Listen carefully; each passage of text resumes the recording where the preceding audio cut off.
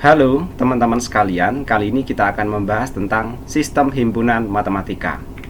Sebagai pengantar, dalam matematika, himpunan adalah kumpulan benda yang berbeda yang dapat diidentifikasi dengan jelas dan dianggap sebagai satu kesatuan yang utuh. Konsep ini pertama kali diperkenalkan oleh matematikawan Jerman Georg Cantor pada akhir abad ke-19. Cantor mendefinisikan himpunan sebagai hasil dari pengumpulan beberapa benda yang memiliki ciri khas tertentu yang dapat membedakan dalam intuisi atau pikiran kita, dan benda-benda ini disebut sebagai anggota himpunan. Himpunan adalah konsep dasar dalam matematika karena hampir semua aspek matematika dapat dibangun menggunakan konsep ini. Kajian lebih lanjut mengenai himpunan nanti kita perdalam dalam teori himpunan. Jadi kurang lebih ilustrasinya seperti ini ya. Ini adalah yang kotak ini semesta himpunan, yang A ini himpunan A, yang B ini himpunan B. Kemudian antara A dan B yang saling tumpang tindih ini kita sebut sebagai union, yang merupakan anggota himpunan A sekaligus anggota himpunan B. Nah, ini irisan dari dua himpunan yang dinyatakan dengan diagram Venn. Ini irisan ya. Yang union itu nanti yang menggunakan tanda U ya. Selanjutnya himpunan dan anggotanya. Himpunan secara sederhana dapat diartikan sebagai kumpulan objek-objek. Pengertian mengumpulkan atau menghimpun sendiri sudah jelas, dalam bahasa kita juga sudah jelas ya, sebab telah sering dilakukan dalam kehidupan sehari-hari. Beberapa organisasi menggunakan kata himpunan pada namanya untuk menunjukkan hal tersebut ya kumpulan lah gitu ya. Pengertian himpunan dapat digambarkan sebagai suatu karung atau kotak yang berisikan unsur-unsurnya. Penggambaran ini dinisbatkan pada Richard Dedekind ya. Jadi nanti Dedekind ya. Jadi nanti penemunya entah siapa ya, tapi yang dianggap sebagai penemunya adalah Richard Dedekind. Dan terlukis dengan baik ya pada diagram Euler-Venn ya. Jadi nanti menggunakan diagram Venn ini ya. Objek dalam suatu himpunan disebut anggota, disebut juga elemen atau unsur. Anggota suatu himpunan dapat berupa apa saja, baik itu bilangan, titik, fungsi, dan lain sebagainya. Himpunan juga boleh jadi berisi objek-objek nyata seperti sekawanan itik di sawah, semua buku di perpustakaan, sekalian hari dalam sepekan ya, semua hari ya, seluruh huruf dalam alfabet, dan ke-52 kartu dalam satu set kartu remi ya. Nah, keanggotaan suatu objek dapat dinyatakan dengan notasi seperti E ini ya, tapi ini bukan E ya. Pernyataan dengan notasi A anggota himpunan S dapat dibaca sebagai A anggota himpunan S ini ya. Pembacanya caranya seperti ini ya. A anggota S atau A anggota himpunan S atau A dalam S. Atau bisa dibaca juga A termasuk dalam S atau A milik himpunan S ya. Kemudian ingkaran pernyataan tersebut adalah A bukan anggota S ya, atau dapat ditulis dengan notasi yang sama tapi ditambahkan tanda ini ya, garis miring ya. Ada notasi tersebut. Dalam himpunan lazim ditulis menggunakan huruf besar ya, misalnya S besar, A besar, C besar ya. Sementara anggota himpunan biasanya ditulis menggunakan huruf kecil ya. Nanti di dalamnya, di dalam A nanti ada A, di dalam S ada C, di dalam C nanti ada Z misalnya ya. Nah, nanti ilustrasi visualnya nanti seperti ini ya. Ini himpunan dan di dalamnya ada anggota himpunan. Ini adalah semesta himpunannya. Kemudian ini himpunan ya dalam bentuk kubus dan di dalamnya ada anggota himpunan. Nah, ilustrasinya bisa dilihat dalam visual seperti ini ya. Selanjutnya menyatakan dan menuliskan himpunan. Himpunan dapat dinyatakan dan ditulis secara baku dengan dua cara. Yang pertama, cara pendaftaran, yaitu dengan menuliskan semua anggota himpunan dalam kurung kurawal, serta antara anggotanya dipisahkan dengan tanda koma. Cara ini baik digunakan untuk himpunan dengan banyak anggota berhingga, terutama jika banyaknya lumayan sedikit. Contohnya himpunan buah B, nanti di dalamnya ada apel, jeruk, mangga, pisang ya, dan seterusnya misalnya ya. Tanda koma dapat diganti dengan tanda titik koma apabila perlu untuk menghindari kekeliruan dengan tanda koma bilangan desimal. Misalnya kalau himpunan kita merupakan bilangan desimal yang di dalamnya menggunakan koma, maka kita bisa menggunakan tanda titik koma seperti ini ya. 0,2, 0,4, 0,6 atau nanti yang lainnya. Jika terlalu banyak untuk dinyatakan satu persatu bahkan mungkin tidak terhingga tetapi mengikuti pola tertentu, maka dapat juga menggunakan notasi elipsis seperti ini ya, tidak menggunakan kurung keriting atau kurung kurawal seperti ini. Contohnya himpunan dalam alfabet ya, dalam tanda kurung kurawal A, B, C sampai Z ya, atau himpunan bilangan N sama dengan 1 sampai sekian. Sorry, yang dimaksud elipsis itu titik-titik ini ya, bukan apa tadi kurungnya ya. Ini kurungnya itu mengurung titik-titik, simbol titik-titiknya seperti ini ya. Kemudian cara yang kedua yaitu merumuskan, yaitu dengan mendefinisikan sifat-sifat yang harus dipenuhi oleh setiap anggota himpunan tersebut. Untuk cara ini, syarat tersebut dapat langsung diperkatakan atau ditulis menggunakan notasi pembentuk himpunan ya. Misalnya U ya. O ini adalah anggota himpunan U, di mana U ini adalah bilangan ganjil ya. Jadi nanti nilai dari U-nya itu semua bilangan ganjil yang dalam akan menjadi anggota himpunan ya, dan nanti dinyatakan dalam variabel O ya. Kemudian E ini adalah ya merupakan X ya, di mana anggotanya adalah anggota himpunan Z ya, dan anggota himpunan Z jika dipangkatkan dengan X modulus 2 sama dengan 0 ya. Kemudian P ya. Nah, P ini adalah anggota himpunan orang yang pernah menjabat sebagai Presiden RI ya. Misalnya seperti itu. Nah, nanti notasi-notasinya kurang lebih seperti itu ya. Diharapkan teman-teman setidaknya memahami konseptualnya. Nah, nanti ilustrasinya misalnya seperti ini ya. Ini ada ini alfatik ya. Alfatik itu nanti anggota himpunan ini, kemudian nanti beririsan dengan anggota himpunan lainnya, tiny, kemudian small, polar, charged ya, positif ya, kemudian aromatik. Ini contoh di otak kalau tidak salah ya. Ini ada keterangannya. Hubungan 8 himpunan asam amino dengan menggunakan diagram Venn. Ini asam amino ya. Nanti teman-teman yang mungkin paham ilmu kimia ya kira-kira paham, tapi intinya di sini ya bahwa satu himpunan bisa jadi dia merupakan itu ya anggota dari himpunan yang lainnya. Contohnya yang alfatik ini ya, alfatik dan hidrofobik ya, itu nanti seluruhnya anggota himpunan dari hidrofobik ya. Tapi juga ada yang nanti beririsan ya, misalnya yang V antara ini ya, antara tiny dan alifatik ini ya, nanti ada irisannya yaitu V ini ya. Oke, kurang lebih nanti secara visual seperti itu ya. Selanjutnya adalah kesamaan dua himpunan. Himpunan didefinisikan berdasarkan objek-objek yang termasuk di dalamnya. Dua himpunan bisa saja sama walau disajikan dengan cara yang berbeda. Seperti urutan anggotanya tidak sama atau dua himpunan itu dinyatakan dengan penggambaran yang berbeda. Himpunan A dan B disebut sama jika keduanya memiliki anggota yang sama. Dengan kata lain, setiap A adalah anggota himpunan B dan sebaliknya. Setiap B adalah anggota himpunan A atau nanti sebaliknya. Nah, formulasi matematikanya nanti bisa dalam bentuk seperti ini ya. A sama dengan B ya, anggota himpunan ekuivalen ya, ini simbol ekuivalen ya, bahwa X-nya anggota himpunan A ya, AXX, A inverse X anggota himpunan A ini sama, maka ya X-nya juga anggota himpunan B ya. Jadi nanti kalau X-nya itu anggota himpunan A, X-nya juga anggota himpunan B ya. Prinsip kesamaan dua himpunan seperti ini yakni dengan membuka seluas-luasnya kedua himpunan itu sehingga tampak semua anggotanya, baru kemudian diperbandingkan. Sering dirumuskan sebagai aksioma perluasan. Dengan prinsip ini, kesamaan anggota himpunan berisi ABC sama dengan BCA ya, dan ABC sama dengan ABCCC seperti ini. Dapat diketahui ya, jadi nanti kesamaannya dapat diketahui dalam konteks tertentu ya. Ini sama isinya tapi urutannya berbeda. Yang ini nanti sama isinya ya, tapi jumlahnya masing-masing anggotanya berbeda. Perhatikan bahwa urutan tidak berpengaruh dalam himpunan dan perulangan anggota yang sama hanya dihitung satu kali.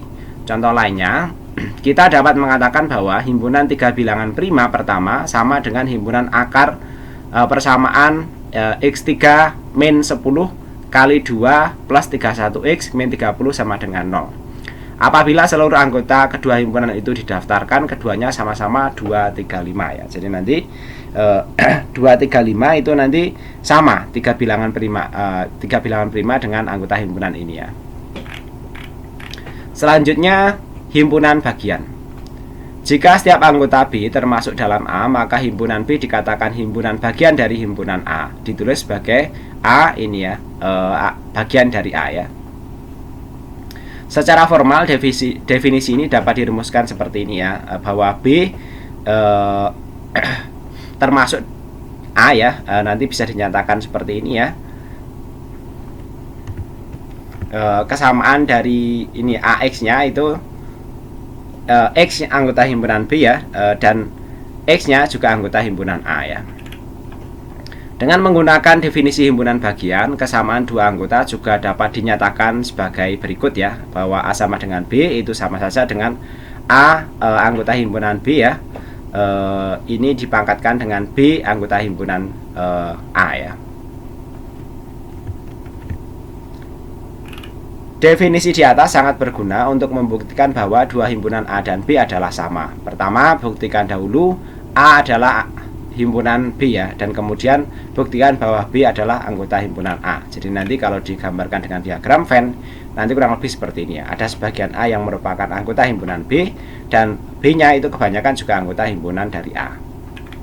Nah, ini himpunan B-nya B himpunan bagian sejati dari A. Selanjutnya, banyak anggota himpunan. Kardinalitas suatu himpunan dapat dimengerti sebagai ukuran banyaknya anggota yang ada dalam himpunan tersebut. Secara formal, dua himpunan A dan B memiliki kardinalitas yang sama jika terdapat korespondensi satu-satu yang memetakan A dan B. Jika suatu himpunan ekuivalen dengan himpunan N, yaitu himpunan semua bilangan asli, maka himpunan tersebut disebut sebagai himpunan terbilang. Kardinalitas dari himpunan tersebut disebut sebagai kardinalitas A. Jika suatu himpunan memiliki kardinalitas yang kurang dari kardinalitas A, maka himpunan tersebut adalah himpunan yang berhingga. Suatu himpunan disebut sebagai terhitung jika himpunan tersebut adalah berhingga dan atau terbilang ya. Himpunan yang tidak terhitung disebut sebagai himpunan tak terhitung ya. Contoh dari himpunan ini adalah himpunan semua bilangan real. Kardinalitas dari himpunan jenis ini disebut sebagai kardinalitas C. Pembuktian bahwa bilangan real tidak denumerable atau tak terhitung ya, dapat menggunakan pembuktian diagonal. Himpunan bilangan real dalam interval 0 sampai 1 juga memiliki kardinalitas C karena terdapat korespondensi satu-satu dari himpunan tersebut dengan himpunan seluruh bilangan real yang salah satunya adalah Y sama dengan tangen dari V kali X min ini ya 12V ya, dan seterusnya ya. Selanjutnya adalah syarat keanggotaan himpunan. Himpunan dapat didefinisikan dengan merumuskan syarat yang harus dipenuhi seluruh anggotanya.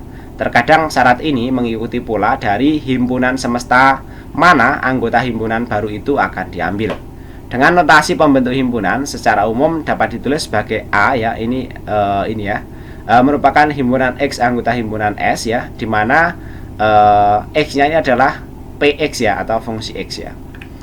Yang dapat dibaca sebagai A aksen adalah himpunan semua anggota himpunan S sedemikian rupa sehingga pernyataan PX-nya berlaku ya. Ini bukan A aksen ya, ini dalam tanda petik aja seperti ini ya. Selanjutnya adalah operasi himpunan ya. Nah, yang pertama adalah operasi gabungan ya. Gabungan himpunan A dan B adalah himpunan yang anggotanya adalah anggota A atau B ya, dinotasikan dengan I. Ini union ya. Nah, ini yang gabungan ya.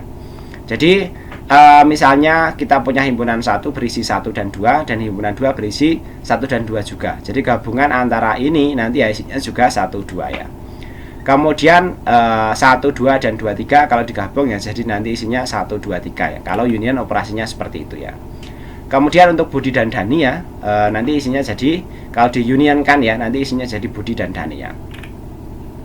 Nah, beberapa sifat dasar dari union atau gabungan ya. Yang pertama ya, A ini anggota himpunan dari A union B ya. Jadi kalau digabungkan kan seperti ini ya. A ini ya, maka ini ya bagian dari A dan B. Demikian juga yang ini ya, bagian dari ini ya. Kemudian A bagian dari B juga ya. Jika dan hanya B, jika ya A union B sama dengan B ya. Jadi A ini bagian dari B kalau A union B itu sama dengan isinya B ya. Jadi kalau contohnya ya A dan B isinya B. Oh, enggak ada ini ya contohnya. Nah, yang ini ya. A anggota himpunan B ya, seperti ini ya. Selanjutnya adalah irisan.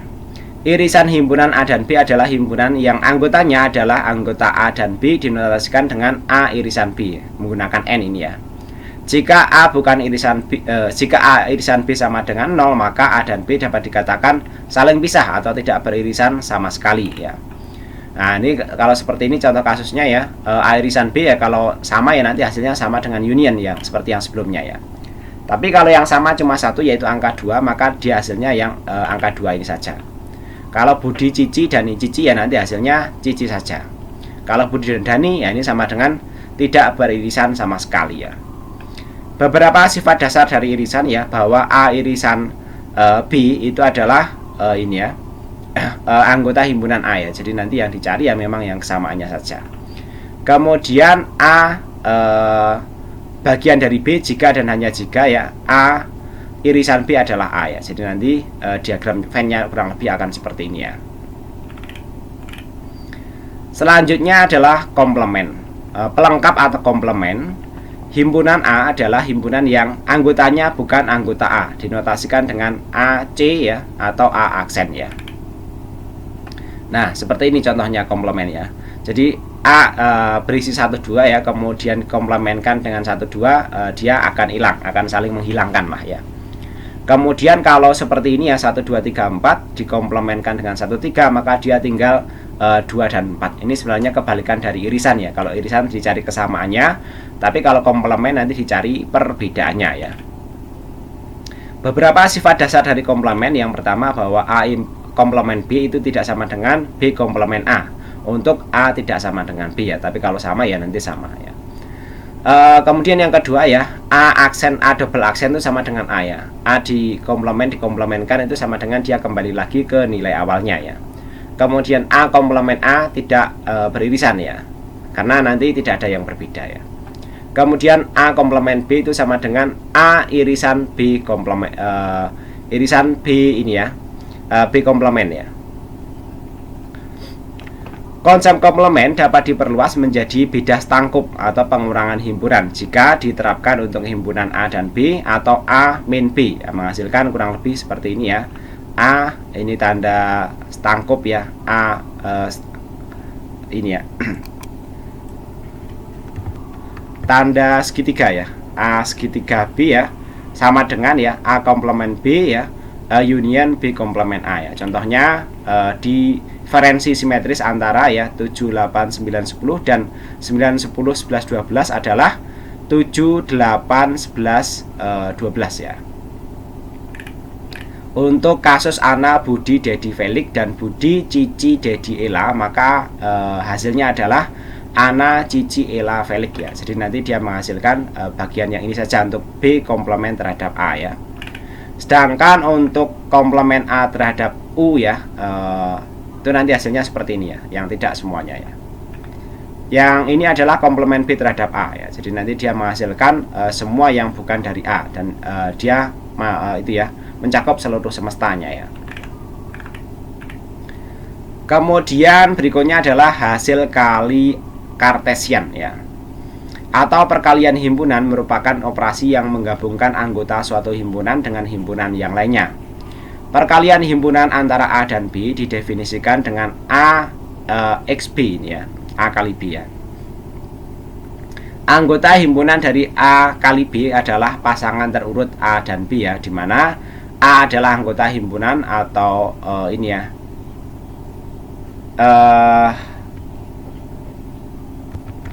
himpunan komplement A maksudnya ini ya, dan B adalah anggota himpunan B ya. Nah, contohnya nanti seperti ini ya. 12 dikalikan dengan 1x itu nanti adalah himpunan 1x, 1y, 2x, dan 2y ya. 2 koma masing-masing menggunakan koma ya. Kemudian 12 dikalikan ABC itu nanti sama dengan 1A, 1B, 1C, 2A, 2B, 2C ya. Kemudian 12 dikalikan 12 seperti ini, nanti hasilnya himpunan ya dari kelompok bilangan 12, 12, 21, 22 ya. Selanjutnya adalah beberapa sifat dasar dari himpunan perkalian ya, bahwa A dikalikan dengan ini ya slash 0 ya, itu hasilnya adalah slash 0 ya. Kemudian A dikalikan dengan B union C itu sama dengan A kali B union A kali C. Kemudian A union B dikalikan C itu sama dengan A kali C union B kali C. Kemudian nilai mutlak dari A kali B itu sama dengan nilai mutlak B kali A, sama dengan nilai mutlak A dikalikan nilai mutlak B ya. Jadi nanti kalau digambarkan ya produk kartesian perkalian himpunan atau display style A kali B, A kali B, dan anggota himpunan A sama dengan X, Z, dan B sama dengan himpunan 1, 2, 3, nanti kurang lebih seperti ini ya. Ini mirip dengan metrik perkalian ya. Selanjutnya adalah himpunan khusus. Sejumlah himpunan yang begitu penting dan sering terpakai dalam matematika sehingga mendapat nama dan lambang tersendiri ya, seperti N adalah himpunan bilangan asli ya, seperti ini ya. Kemudian Z himpunan bilangan bulat ya, dari negatif sampai positif, kalau asli tadi positif aja. Kemudian himpunan bilangan rasional, himpunan bilangan real, himpunan bilangan kompleks, himpunan bilangan kuaternian, itu sudah kita bahas semuanya ya. Himpunan di atas memiliki tak hingga anggota dan masing-masing merupakan himpunan bagian dari himpunan yang ternarai di bawahnya ya. Himpunan N rangkap bilangan real biasa dilambangkan dengan Rn untuk N sembarang bilangan asli ya. Sebagai contoh ya, R2 adalah himpunan pasang terurut AB dengan A ini ya. Dengan A, B itu adalah anggota bilangan real ya. Nanti kalau digambarkan ya, himpunan N termuat dalam Z, yang termuat dalam Q, yang termuat dalam R, yang termuat dalam C ya. Jadi nanti semakin besar, semakin besar, semakin besar seperti ini ya. Oke, kurang lebih seperti itu materi kita kali ini. Mudah-mudahan dipahami dan bermanfaat. Sampai ketemu lagi pada video pembelajaran berikutnya.